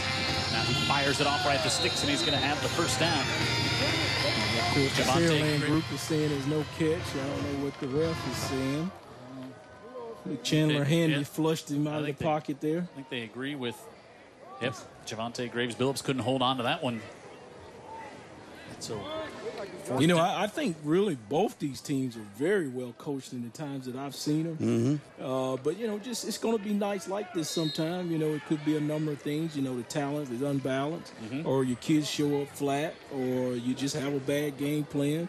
But both these teams always traditionally, to me, are sound football teams. I agree. Know, it's just tonight, right now, as it appears, Saraland's just playing a lot better tonight with their chess pieces. Yeah.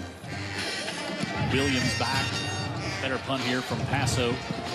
This time it takes St. Paul's bounce all the way to the 30-yard line. You know, to that point, though, Vic, I would counter that.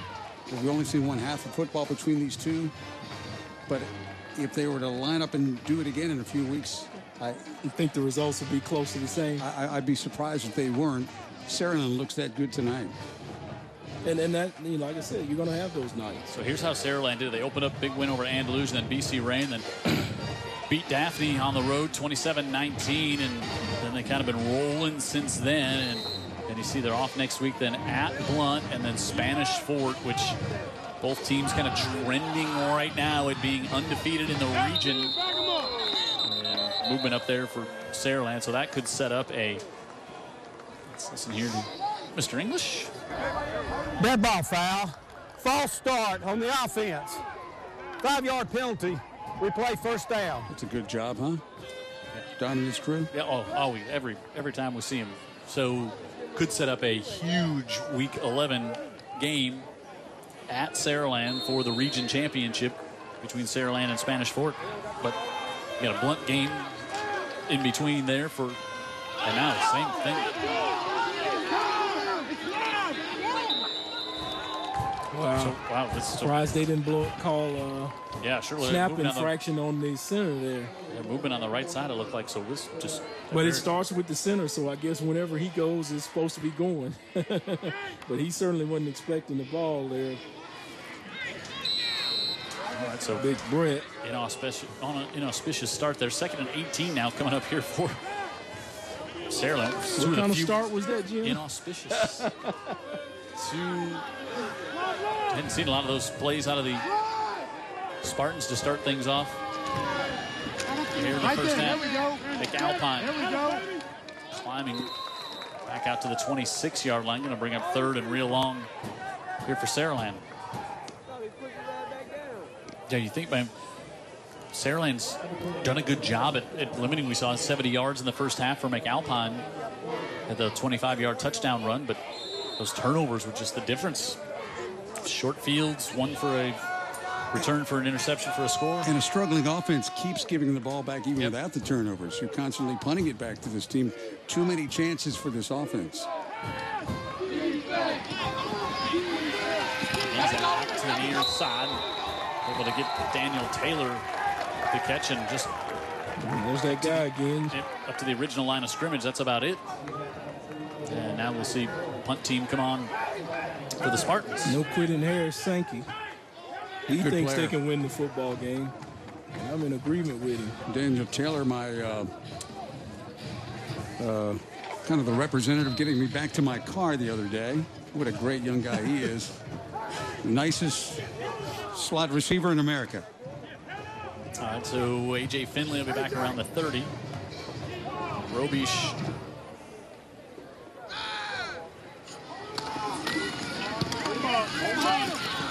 Line drive kick. Finley takes it at the 30. Finley kind of lost his footing there and got stood up around the 35. So it's a chance to go to our trivia question. Again, Dan Brennan ineligible because he had a hand in this. In 2000, Saraland head coach Jeff Kelly led the Southern Miss Golden Eagles. And Jared Kihas with 2 touchdown passes in the 4th quarter. Upset victory over which team in the Mobile, Alabama Bowl?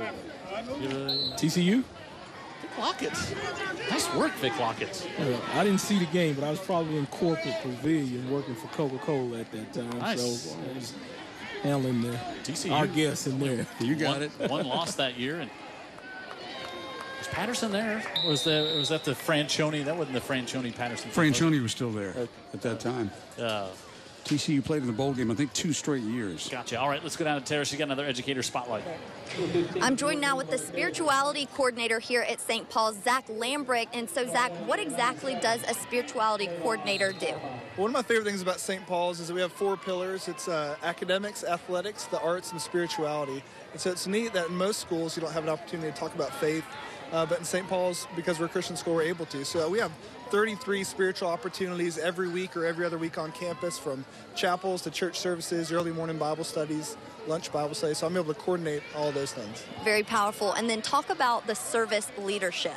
Yeah, so one of the aspects of spirituality is service, kind of understanding to whom much is given, much is expected. And so I teach a service leadership class every day. We have the class is usually between 20 and 28 students, and we serve. So this year on Tuesdays, we go to the regional school of the deaf and blind and are paired one-on-one with the child.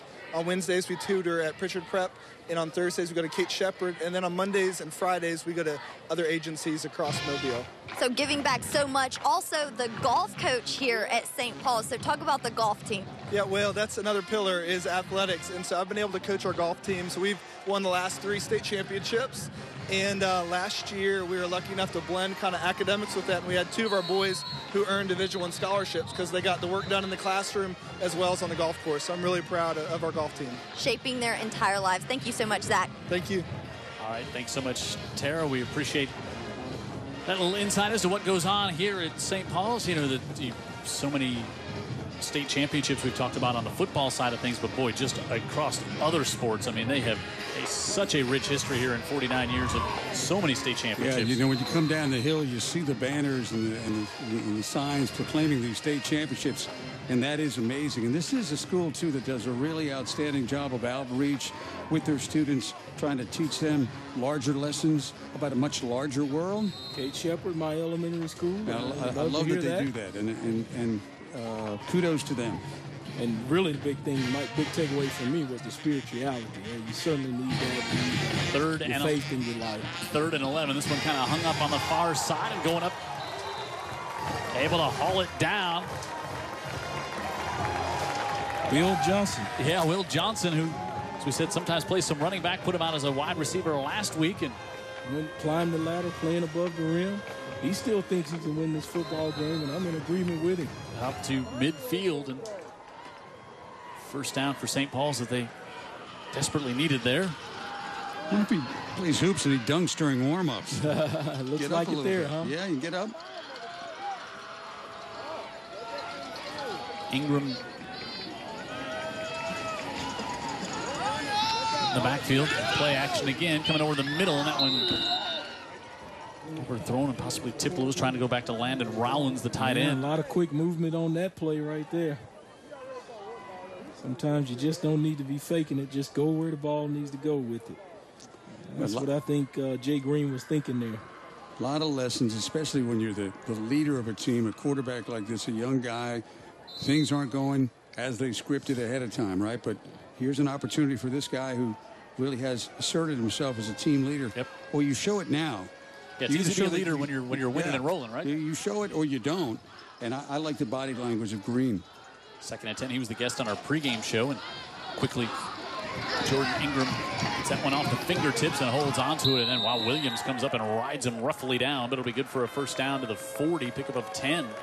Ingram decides to show us a trick catch rather than the simple variety. And they catch it twice on one play, huh? Yeah. Is that 2 catches? Good play, Ingram, and a little life for the Saints. So officials take a timeout here. So 5:27 to go in the 3rd. Still all Saraland here on the Andy Citron Injury Attorneys Friday Night Rivals.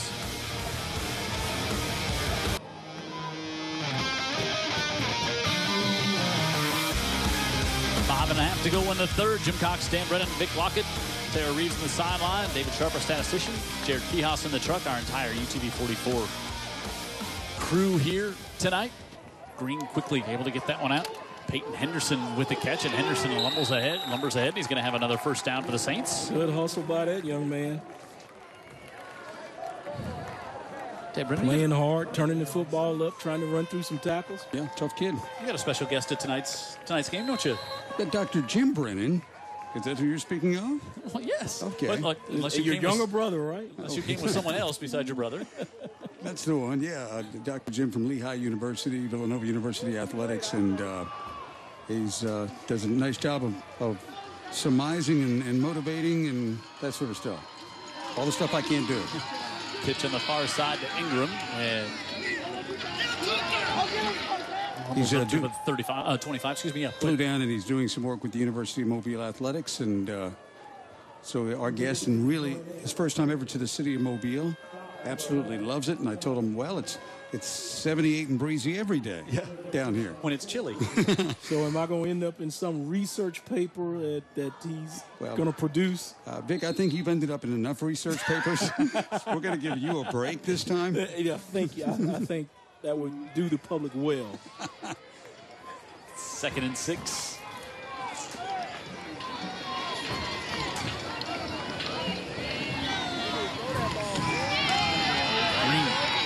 Rolls out, pressure coming. He's being dropped all the way back at the 38-yard line. Wow. That's Doug Sullivan, the middle linebacker, and what a sack. Yeah, Loss of 13. Heard a lot about Doug, and I'm telling you what, he is confirming the thoughts that people have expressed about that young man there. That's the way you go seek and destroy. Another great student on this football team. Playing hard through the whistle. Yeah, he just came on that blitz, and you wonder if Jay Green, who's had an ankle issue most of the year, might have one again. 3rd and 17 now for the Saints, and they faced a handful of these here tonight. 3rd and very long. Green rolls out trying to get away from He fires and intercepted. Fired it off to the far side. And tell you what, Chandler Handy has been in that backfield, yes. And that's probably why the pass was intercepted, because if you got 6'1", 285 coming at you like that, I mean, he has been doing it all night, and right there, it had paid off. Our Metal Roofing Center and Supply raised the roof cam. I think it was maybe Sean Bird. I couldn't see the number from over here. But well, look at 72. I mean, he's just there. And, I mean, I think he's playing in that spot where Ward is out. Milner got the interception. 4th turnover for the Saints. Oh, and they've got to give Green some help. I tell you what. And these linebackers fly up, and they've made life pretty miserable for Jay Green. With a big hit there on Green. 4 St. Paul's turnovers. And that's usually the point of no return for any team when you hit that 4 mark. You hit the quarterback like that in the NFL, you're about to get 3 weeks off, aren't you? And a nice bill, huh? Man. So you're talking about TCU, Jeff Kelly beating TCU. Jim Bibby texting in that he was wide receiver at TCU 1971, 1972. Wow. 2nd and 5. Froghorns, right? Or Horned Frog. Horned Frog, yes. Rumbling ahead. Let's wrap this up before Vic starts calling them the frog legs. That is White. Well, 1st down. Tell you what, that defense could be in agreement with you there, because Jordan Ingram, I mean, he is just padding his stats at this moment. We'll bring Rayshawn McAlpine. So you'll check that. Rayshawn and McAlpine is what I'm about to say. He comes back in to replace White in the backfield as we approach 2 minutes to go. And here's McAlpine. Shavers trying to ride him down, and he's a handful.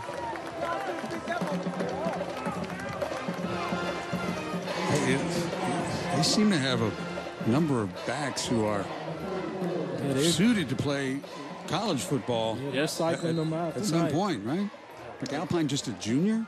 Yep, and they can bring in Jalen Pugh to carry the ball as well, and he's more of a 5'8", 185. He's the smallest of the 3 backs. Yeah, that's the report I got. They've got 3 of them that they rotate that can really play. Fires it off, able to get it complete to Williams. That's going to be another Saraland 1st down. And then you've got a 6'5" quarterback that can throw it like that. And you just need him to do it every now and then. Every now and then. And how about when they were down in the red zone the last time, and all this running that they've done, and this quarterback finds a tight end that's looping over the middle in the soft part of the zone. Fakes that running back. Fakes the run. It draws those linebackers up and just frees him up back there. And Yeah, his second catch of the year. I mean, they've got a lot of ways to make you feel bad about the game. Daniel Taylor comes around on the end-around carry. Now a flag dropped back at the line of scrimmage. So we're approaching a minute to go here in the third. Of course, the Saraland team went up to Auburn in 2014 and lost 36-31. Lost to Auburn in the state championship game, 36-31. That was a heck of a game. Is that Clay Chalkville? Lost. Oh, yeah. You mean on the field at Auburn? Yes. Right, yeah. I believe it was Clay Chalkville. And heck of a game. We have holding during the run. The penalty will be penalized from the spot of the foul and replay first down. Remember they had the linebacker / quarterback Chris Weaver. Yep. Led that team. And he did it by demonstrating a lot of tenacity when he ever had it or when he was chasing you down and you had it. The White piles ahead to the 42. There's a little sputter bug there, and he's not even the smaller one. Oh, yeah, that's Jalen Pugh, yeah. Oh, was that Pugh? Yep, that was Pugh, came in. 5'8", 185. You can lose him amongst the trees. 2nd and 8. Coming up here as we wind down here in the third. We're going to turn the corner, and you hear the St. Paul's coaches calling for the hold, and they get the flag. Yeah, when you get it going into your side, that sideline that's complaining, usually the refs can be influenced. David Stapleton, the defensive coordinator for St. Paul's. I'm sure his mom watching the game again tonight. She always loves to watch when her son's on TV. She watches the games regardless, and when his team's out there, it's a big bonus. Holding by the offense. 10-yard penalty from the spot of the foul. Replay second down.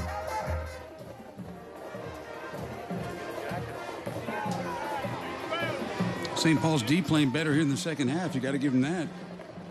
Yeah, no quitting them. I mean, that's the thing I've seen out of this group. You know, no matter where they were, we seen them come up short last week, but they played hard through the game. Credit Coach Mass for that. Looking to go up top. Nice job, see? The ball hawk comes over there. Finley to knock that one away. Mm-hmm. He never looks like he's just not, so. And it's that swagger I tell you he's got. I mean, he's in control and, he's confident, not cocky, and just does his job. That's his 8th pass breakup of the season. He swats this away like he's annoyed with the whole thing. Like, get that the heck out of here. Did you think you had that? Yeah. Yeah, this St. Paul's group, week in and week out, no matter whether they were on the ahead or behind, I've seen them always play good football throughout the entire game. They have no hustle, no quitting. They were state champions 3 of the last 4 years. Yeah, that's right. For a reason. Right? and they weren't behind a lot, right? Rolling out. He's out now. He wants to pull it down. He doesn't do this very much. Well, smart decision. Don't throw something. And that's the way they could let St. Paul's get back in the game is a series of turnovers. So good play by that young man just to, get all he can get. A punt is not always a bad thing, especially when you're up, right, Dano? 28-0, yeah. Mills Hensley with the tackle there, and that'll bring the quarter to a close. That's where we were at the half. Jeff Kelly on the road, and there's a little nod of improvement to his team there. Andy Citron injury attorneys Friday night rivals Saraland on top big here at St. Paul.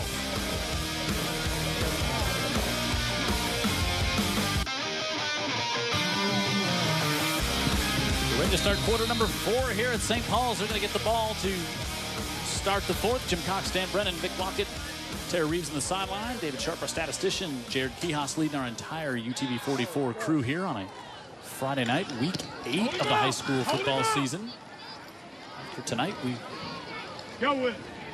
Finley takes this one back at the 5 and up to the 10. After tonight, we only have 3 games left here on TV. Look at what St. Paul's has coming up, and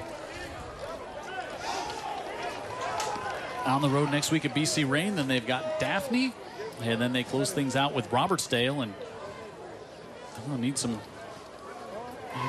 that Daphne game is going to loom large for one of those 2 teams. Could be an elimination game for the playoffs. Yep, could be. I think that could be a nice little tussle, if you will. Yeah. Low scoring affair, maybe. Jay Green. St. Paul's offense is back out. And Ingram, talking about a low-scoring game now. When was the last time you think this happened? Last 2 weeks now. 50-0 is what St. Paul's has been outscored. Boy, that. Both defenses came in with good fanfare, but tonight, one is sealing the deal and reaffirming themselves. Yeah, and one of the offenses came in without the fanfare, and that's St. Paul's. And again, tonight, those struggles have continued. Yep. Brady Ward not back in the lineup on the offensive line, and I think that affects them. I don't know if it affects them enough when they're down 28-0. But you just see it kind of with St. Paul. Doesn't have maybe some of the playmakers on the outside that we've seen him have in years past. And Ingram, we caught there. Sean Bird coming over to make the tackle. Yeah, and also Saraland is doing a really nice job. Got to credit him. Yeah, got to give him a lot of credit. They're on the St. Paul's line of scrimmage, Jim. I think some of it's also just simply up front. Sure. And winning the line of scrimmage where it's won and lost. We've seen St. Paul's now on TV 3 times this year against Blunt, Spanish Fort, and Saraland. Yeah. So 3 stiff competitions for sure. Yeah. And last week in the Spanish Fort game ended up 22-0, but it wasn't a game that was a rout really at all. Nope. It just slowly, the score changed. 3rd and 2, they bring Finley in, and he's hitting the backfield and driven back. Yeah, that's what I'm talking about. Doug Sullivan. Yeah, who's affecting this game. You've got Saraland not at all concerned with that, the possibility of a play action there. They're bringing their linebackers and saying, we're going to be physical. Here we come. You're going to try to run it for 2. We're not going to let you get 2. And again, they didn't get 2. Hats in the gap. Yeah, man. Quick 3 and out here for the Saints to start things off. And it sort of started like that in the beginning of the game, and then the turnover compounded. Yeah, it did. St. Paul's. Yep, it did.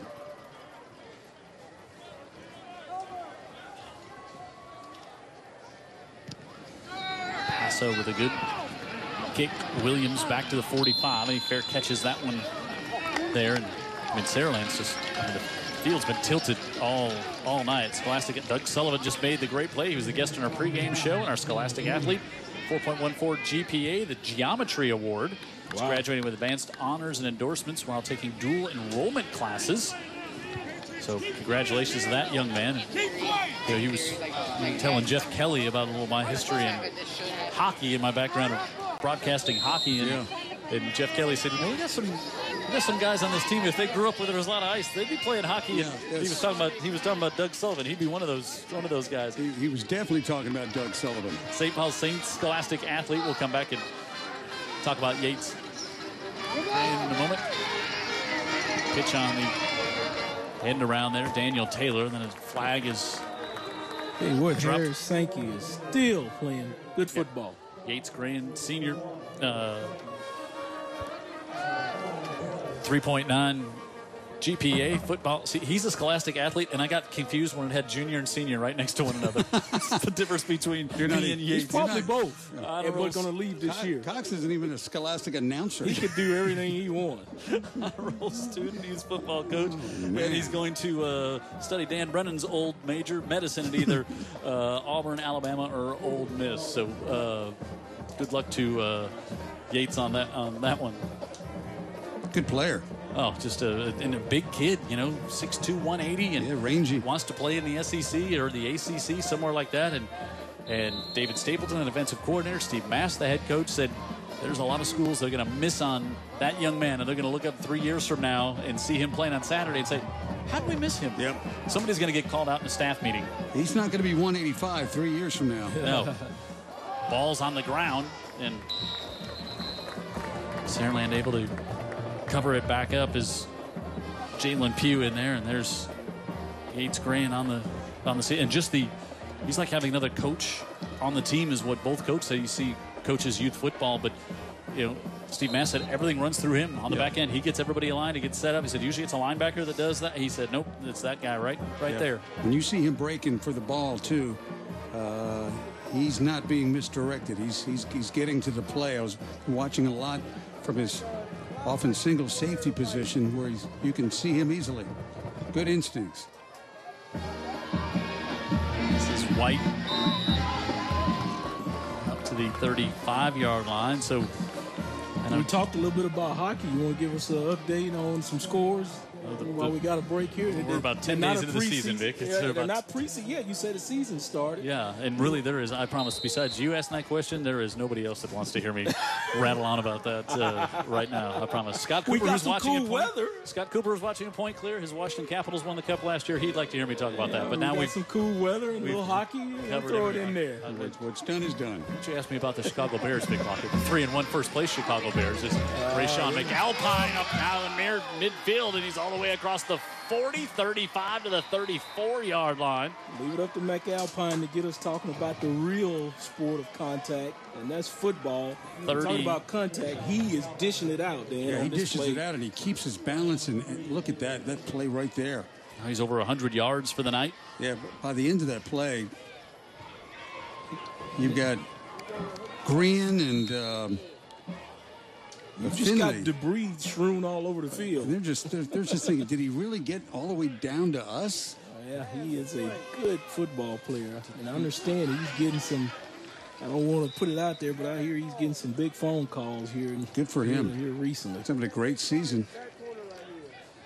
He's, again, as Dan talked about earlier, he had 4 straight 200-yard games earlier. He stacked it up tonight. I don't know where he is, but he should be well over 100. Yep, he just went over 100 on that long carry there, and get a timeout here with 7 minutes. See, now the Saints were... Oh, that's injured. So was the injury timeout? No, it was Harris Sankey just there. The official took a timeout. He took a big hit from Rayshawn McAlpine on that, and hopefully maybe he just got the wind knocked out of him.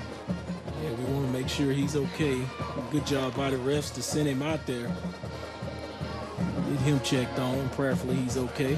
2nd and 5. With a healthy dose of McAlpine, and he pushes ahead, and he's going to be... He moves the chains, I think. Yep. Should have the... Looked like he had it, and it does... Well, if you think I'm going to say he's actually just... nope. Yeah, now they say he does have it. Yeah, I thought sure he did the finger pointing forward progress. I think McAlpine and White were troublesome to stop in the first quarter. We're deep into the fourth quarter. When you're tired, you've been hitting them all night. They are tired of these guys. How about Theodore? Starting to thinking about Fortnite, these kids. Maybe. Theodore just tacked on a safety, and they now lead McGill 8-3 in the fourth quarter. Well, that's a little bit shocking, but we knew that game was going to be pretty close. Yeah, Sheldon Lehman's still out. So we start to see Marion Crawford, the sophomore, with his 19th carry of the year. Yeah, I got a heads up about him at halftime, talking to some Saraland people, and they said, there's some young guys that you haven't even seen yet that are pretty good. And I suppose he was one of those they were alluding to. Absolutely.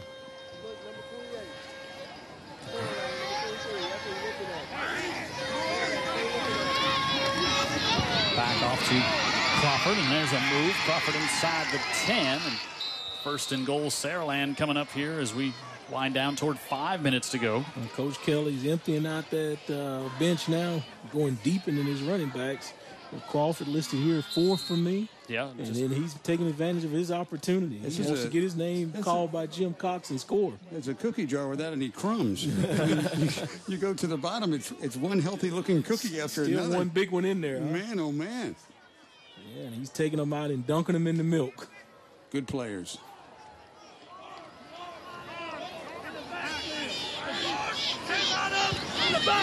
Right back to Crawford. And Crawford contact to the goal line, and he's in for the score. That's the explanation point on the night. Young kid getting his opportunity to play. Let Jim Cox call his name for a touchdown. See his name in the paper on Sunday. Coaches congratulate him. Good job for them. Do they print a paper here still? You get one every other day. Okay. It's not just that blue thing they throw in your driveway for and I did decide to re-up on it coming to the house, too. So I could not catch you stealing it, Jim. And Green at the end of that very physical run by the young guy. Wow. What a performance by Saraland here tonight. Oh, yeah. Robiche makes it 35-0 with 4:40 to go here at St. Paul's. It just looked like a team with a very defined identity. Well put.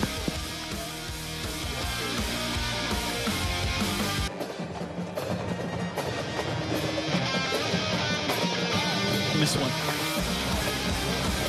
There you see the score, the surprising score. I mean, it's just you. Saraland obviously favored coming into this. And that's what I was going to say. Not a total surprise to me, but maybe the margin of score. Exactly, and you usually don't see a St. Paul's team on this end of a blowout. We haven't seen it over the years. You know, not to. Javante Phillips across the 40, make the 31-yard line there. I mean, you know, it was a pretty well documented court case over the summer, and you did not see this. So you think this is validating it? Well, I think you didn't see this in 5A. That's just a fact. Andy Citron Injury Attorneys Friday Night Rivals, sponsored by Metal Roofing Center and Supply. They bring us our fan cam and raise the roof cam every Friday night here on UTV 44. You know, teams play up and down out of their levels, but is it the concern of consistently playing on that level is more the argument? I think it's the student body size you're competing against. Yeah, that's the argument. Yeah, you know, but we've, you know, take Baker and for example, largest school in the system, but, you know, I don't think could compete with St. Paul's. I think the argument would be, or the argument for them was and is, when you talk to those who are making the argument, is that over the grind of a season, consistently playing that level. Well, your numbers are going to shrink, and you don't have the student body to give you the roster to replace people. Your first line might be pretty good, and after that, the guys that you're playing against have got a better chance to have guys behind them. I think we've seen a lot more depth out of Saraland tonight than we've seen from most teams. But, you know, I've always said it, and I agree with that. Quantity should equal quality. You know, you've got a massive amount of students. You should be able to find 75 of them that could play, right? Which would supply you a first and good second, third string. And doing that math, St. Paul's is out of their depth, just numbers-wise, when they try and compete at this level. Not that they can't win games in this level, they've done that, but against the best. Consistently. Yeah, and against the best. Yeah. Green, third straight pass attempt and third incompletion. And I think if you ask the St. Paul's fans and folks here, and they kind of feel like, hey, we're being punished for winning 3 out of 4 state championships. And he said, you know, we weren't like we were just rolling through and blowing teams out. You know, we had to make fourth down stops, and there were a lot of close games. It wasn't like No, there were times they won the state and did not win the region. Correct, exactly. And so, you know, that's their argument, and you know, that's the thing. But the way the whole thing came down, the team being punished, the program, not just for being a private school, but for winning. Being successful. Okay, but the counter argument I hear out there is that you're nitpicking some of the best athletes from any district and bringing them on board. Well, I don't know that is exclusive to private schools, to be honest with you. All right, let's Andy Citron Injury Attorneys Friday Night Rivals, also brought to you in part by our friends Coastal Alabama Community College. Thanks for being a part of high school football on Friday nights here. And Saraland 269 yards on the ground here tonight. Nice. Right, rushing attack there. Saraland getting. Well, as it seems now, we're just going to see how it unfolds with this argument about the, you know, moving up to a level. And I don't want to. Go ahead, Jim. Yeah, Bentley Smith now in at quarterback for the Saraland Spartans. I don't want to act like I'm omnipotent and know all sides of the argument, but I do hear the chatter out there. Oh, yeah. And I know the counters to all of it. Mm-hmm. And, you know, I show up Friday night and enjoy watching them play, but I don't want to give the perception that I know everything and exactly what's going on. Yeah, there's a lot of nuances. Sure, and that's what I'm saying. High school football. Yeah, this is my night job. So I don't know all the nuances. Yeah, Jeff Kelly about to go to 8-0 for the first time in school history. not much nuanced about their performance tonight. Wow. Yeah. They were able to run it and impose their will on the line of scrimmage. Really, and I was offensively and defensively. Sure, and that's what I was excited about getting. Talking about all the off-the-field stuff, I was excited for the season to get here, and let's talk about what goes on in between the lines. The kids playing and competing and having a good time on Friday night. Yep, now Corey Darrington comes in at quarterback to replace Bentley Smith. And, you kind of see Jeff Kelly here, too, like letting the play, he's fourth quarter, letting the play clock run down before the play comes in. Like he doesn't want this one, nothing else to. No, that's right. Well, he's got players out there too. He wants to protect from injuries yep. because certainly he's looking on to go from bigger and better things. Yep. And I think it's out of respect to Steve Mask and a region opponent as well. Yep. This St. Paul's is not going to disappear from the schedule. Do we just have a player?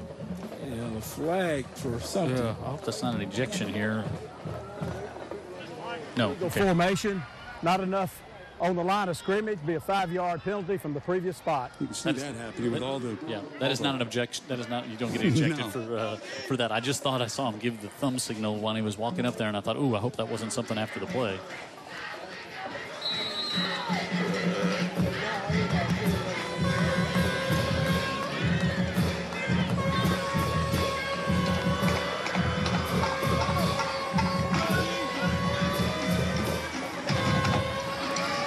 Crawford carries again up to about the 32-yard line. So Saraland gets a much-deserved week off next week. And then they put their work in tonight, huh? Yep. And they go to Blunt. Blunt and Saraland. That's turned into a bit of rivalry up there on that side of the county as well. Yeah, we saw a performance last year that a lot of people didn't see coming. Yep. As Jack West led Saraland to a rout of Blunt at Blunt. Jared Kihas still talks about that game. Jack West still talks about that game that young man played on TV. It really was a great performance. It was one of his highlights for sure. Jack West at Stanford right now. Yep. Brian Johnson, who was here at St. Paul's, he too also was up at Stanford. Yeah.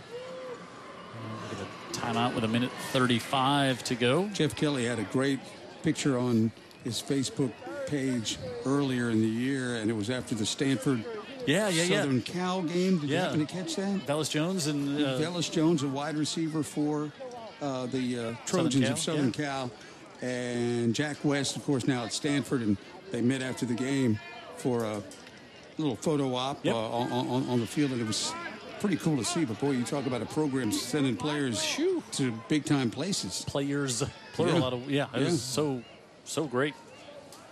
Yeah, Jeff tweeted that out as well. They've got a kid that was at Cal, right? USC. Mm-hmm. So, and there'll be some sprinkled out from this roster here for sure. Going to some big-time programs. Yeah, you would think so after what we've seen tonight.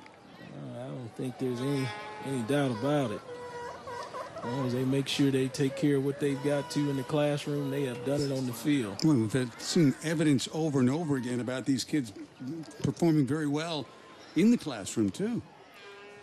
Robiche with a did nice point that out. Punt there as Michael Cousins was now back to return it. And 1:23 to go, and we'll see some reserves come in for St. Paul's here on this last series as well. Bester McFadden will come in at quarterback for the Saints. Next week, Saints will take on BC Reign. Rick Cawley, our old friend, former coach at Murphy. And I don't want to steal Jared Kihas's thunder, as he announces the big flex schedule. We wait for NBC to announce their flex for the, Sunday night football game, and then sometimes they trickle it out there. Yeah, but next week we're going to get to see the #1 ranked team in the state in 5A for the first time.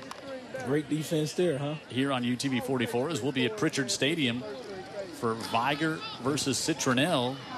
I love going back home. It has been a long time since we had Citronelle on TV. I've never done it. It was a game over at Ladd. Remember, we had a game over at Ladd. At least 9 or 10 years. And there were some players suspended, and the coach had suspended some players for something and brought a real skeleton crew down there. Yeah, I remember at the time I said that the Citronella showed up in Olds 98. And that was the team, huh?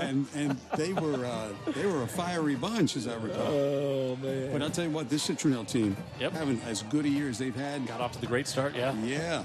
And so Viger, we are so excited to see the #1 ranked Wolves. I hear they play some really good defense. That's what I've heard. Steve Mask at the pregame show taping. Dan and I were talking to him after the show, and he was just saying, he said Viger's defense, he said they're lights out, spectacular. It's so funny, there's just no secrets down here. Right. South Alabama, with high school football in the region, all the coaches are well aware of who is doing what. Really in any given division, too. Sure. Oh. Well, you can look at the stats when you got that trained eye, and they can say, oh, yeah, they must be playing good football. And they all talk. I mean, they all burn up the phone, call one another, talk. Most of them do anyway. And then today with that huddle, everybody has access to everybody, so you can get it reaffirmed by seeing the tape. Let's see if they're good or not. Yes. I can go to my phone and find out. Uh-huh. So Steve Mask won't even snap another one here. He'll walk over and meet Jeff Kelly at midfield. And what a win by Saraland, coming over to St. Paul's and shutting out the Saints 35. Oh, Saints shut out second time this year. Got shut out third time. Sorry, got shut out against UMS and now Spanish Fort. And now here. And before that hadn't been shut out in over a decade. And nice exchange out there as Coach Mask talking with. Yeah, these two guys are going to show class, and as you can see right there, the teams are going to follow suit. They always, take on the personality of their coaches, and this is one of the best things you like to see in high school football, creating that camaraderie, sportsmanship that these kids will take on in in their life, and make our community better. A couple of good coaches with good staffs, and these teams reflected. Theodore with a late touchdown now, 15-3. They lead McGill. That region winning streak looks like it might be about to be snapped as we wait for Tara to. Yeah. He's here. Okay, I thought we were ready, so we'll update you on a couple of their scores. Spanish Fort, 10-0 lead over Baldwin County. Okay, yeah, we are ready as well, Tara. We're ready. Let's go down to Tara. She's got Coach Kelly. Yeah, Coach, you have passed all the tests. You remain undefeated, and with tonight's win, you officially punch your ticket to the playoffs. How proud are you of your guys? I'm proud of our guys. They show up every week, getting ready. They prepare unbelievable during the week. They come out here and lay it on the line on Friday. They play extremely hard. We beat a good football team tonight, so we're happy about that. And we'll enjoy, hopefully get well a little bit in the bye week and get ready for the stretch run. We got 2 really tough tests coming up to finish out the regular season, and then we'll see where it goes from there. But I'm proud of our guys. And for the first time in your school's history, you have shut out 4 teams in a single season. What do you believe is the key to your defense dominance? Well, a couple of things. Our coaches do a tremendous job on that side of the ball, getting them ready. And then we've got tremendous senior leadership. We've got several linebackers. We've got several guys in the secondary, a couple guys up front. We're senior. We got some senior leaders that's been there a long time and been in the fire. And that's how they practice, that's how they play. And so it's no surprise they come out and compete well on Fridays. Congratulations, Coach. And we're going to step over to quarterback Brett Nezat. Brett, Coach Kelly told me in order to win tonight, you had to run the show. You looked really comfortable taking snaps. This being your first year starting for the Spartans, where does your confidence come from? Just the team in general. They all came around, the support system, and everybody's just been helping me out. Congratulations. Enjoy the bye week. Thank you. I appreciate it. We're going to step over to running back Rashawn. You really make a name for yourself week after week. Tonight was no different. Rush for close to 100 yards. What is it that allows you to be electric with the football? Just my brothers on offense, the wide receiver, the offensive lineman, my brothers at running back encourage me every play to go do my hardest, and we encourage each other and just like to play the ball. Congratulations, Rashawn. Somebody's doing some good encouraging. Yeah, no question. Because he after they encourage him, he runs pretty well. Yeah, he's over 1,400 yards now on the season. All right, we'll take a timeout. We'll come back, give you our Player of the Game nominees, and we'll wrap things up here from St. Paul's, where Saraland stays perfect on the season.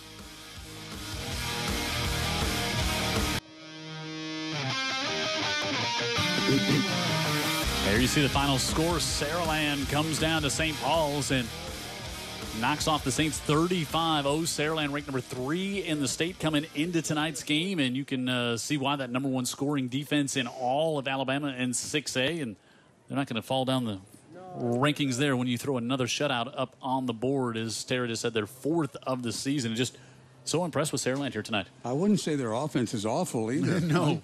They have an identity of running the football. They pull those guards, and they challenge the defense. And, you've got to come in with more than just a game plan, but a mindset to slow down the Saraland offense. Well, that's the key, too. If the defense getting an opportunity to rest, and they come in and play, they're playing a lot better since they're getting the opportunity to rest. Running the football, drags the clock away and bleeds it out. Then they come out there, maybe if they don't get a third down possession turnover. So that helps the defense as well. A good offense can help the defense. All right, well, I will admit that one, Jim. we got to see a team we've been wanting to see all year, Saraland. We're going to get to see another team we've been looking forward to, Viger, next week. And even better defense, right? Yeah, we'll see. All right, and we'll see next week who our player of the game was from tonight. Cole Dewitt, also Rayshawn McAlpine or Kari White are your suggestions here. So log on and you can vote for your player of the game, all from the victorious Saraland Spartans, and they get the victory here 35-0 and knock off St. Paul's and continue to roll on now 8-0. They'll be off next week. St. Paul's has a road trip as they'll travel down to BC Rain. So there's your final score. Saraland 35-0. They knock off St. Paul's. For Tara Reeves down on the sideline, David Sharp, our statistician, Jared Kihas in the truck, and all of our crew. Vic Lockett, Dan Brennan, and Jim Cox saying good night from Delaney Stadium, where Saraland comes down to Mobile and rolls away with their 8th straight victory to open up the season.